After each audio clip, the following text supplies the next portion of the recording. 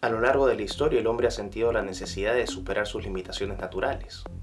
Podemos remontarnos a la antigua Mesopotamia, al poema épico de Gilgamesh, el rey de Uruk que busca infructuosamente la inmortalidad. O Fausto, el protagonista de la leyenda germánica que vende su alma al diablo a cambio de una vida de conocimiento y placer ilimitados.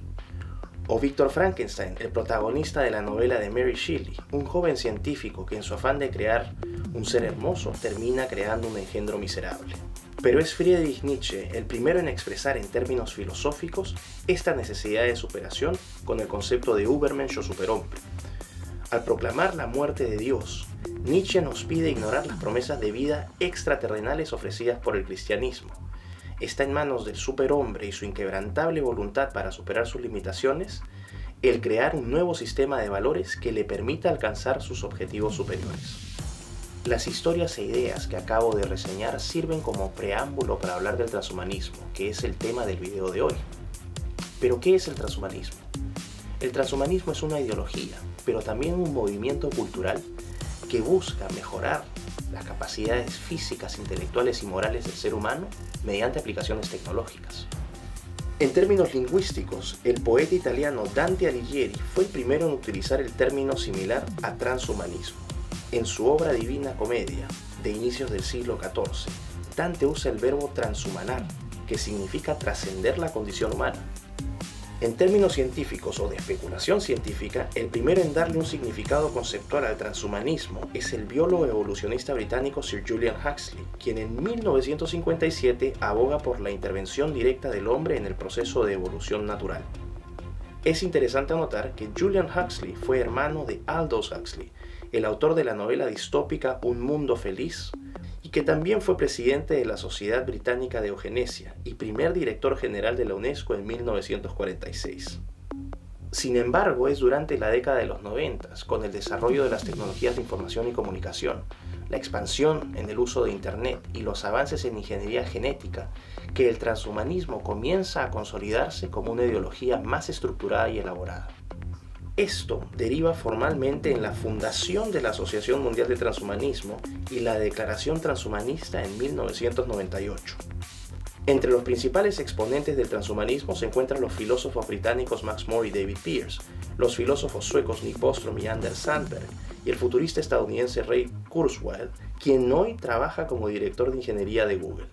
Los transhumanistas parten de la premisa que la evolución biológica o natural es un proceso innecesariamente lento y cruel, que se reduce a la transmisión de genes.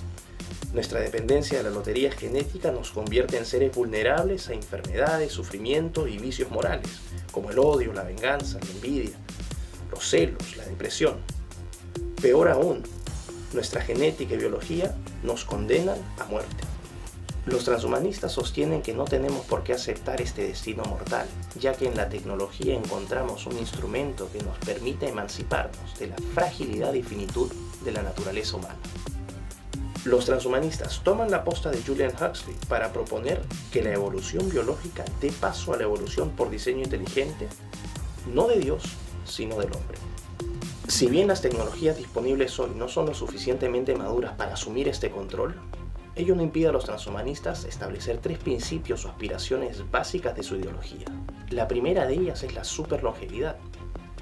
El envejecimiento es una enfermedad, así lo sostiene el gerontólogo inglés Aubrey de Grey, quien trabaja en medicina regenerativa para detener y revertir este proceso. Para de Grey y los transhumanistas, es nuestro derecho elegir cuánto queremos vivir.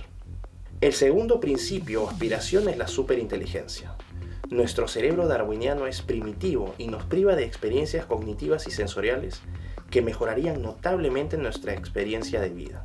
Ray Kurzweil y Nick Bostrom sostienen que debemos aprovechar el desarrollo exponencial de las computadoras para integrarnos o fusionarnos con ellas y así aprovechar su poder y velocidad de procesamiento de información. Ambos autores sostienen que la actual relación entre personas y sus celulares ya configura una realidad transhumanista. El tercer principio o aspiración es el superbienestar. La evolución biológica, ya vimos, conlleva sufrimiento. Para David Pearce, de nada servirían la superlongevidad y la superinteligencia si nuestra calidad de vida es miserable. Para ello propone el proyecto abolicionista, que no es más que la abolición del sufrimiento mediante la manipulación de nuestros genes. Peirce complementa el proyecto abolicionista con el concepto de imperativo hedonista, para decirnos que podemos y debemos vivir como Fausto sin necesidad de vender nuestra alma al diablo. A simple vista la oferta del transhumanismo resulta muy atractiva, pero todo tiene un costo. Para convertirnos en superhumanos debemos dejar de ser humanos. Las intervenciones tecnológicas propuestas por los transhumanistas transformarían nuestra actual condición y naturaleza humanas de manera radical, irreversible y permanente. Obviamente los transhumanistas no tienen problema en asumir este costo. Es más, apelan a la aplicación, al uso de tecnologías convergentes para materializar sus aspiraciones. Por tecnologías convergentes entendemos aquellas tecnologías que se integran y potencian entre sí para lograr los resultados deseados, aclarando que son los resultados deseados por los transhumanistas. Entre las tecnologías actuales más apropiadas para el proyecto transhumanista tenemos la biotecnología, que es la tecnología aplicada a la creación, modificación y combinación de organismos vivos. La biotecnología ofrece un potencial terapéutico mayor, por ejemplo en el tratamiento del cáncer o enfermedades monogénicas como la enfermedad de Huntington. Ya existe la técnica de edición de genes CRISPR, descubierto en 2012 por la bioquímica estadounidense Jennifer Doudna y la microbióloga francesa Emmanuelle Charpentier, técnica que promete revolucionar el tratamiento de estas y otras enfermedades genéticas. Sin embargo, la edición de genes vía CRISPR también abre la posibilidad para aplicaciones no terapéuticas con fines comerciales, como son los bebés por catálogo o la creación de quimeras, que son criaturas mitad animal, mitad humanas. Por ejemplo, en el caso de la colonización del océano, podríamos mezclar genes de peces con humanos para así adaptarnos al nuevo entorno acuático.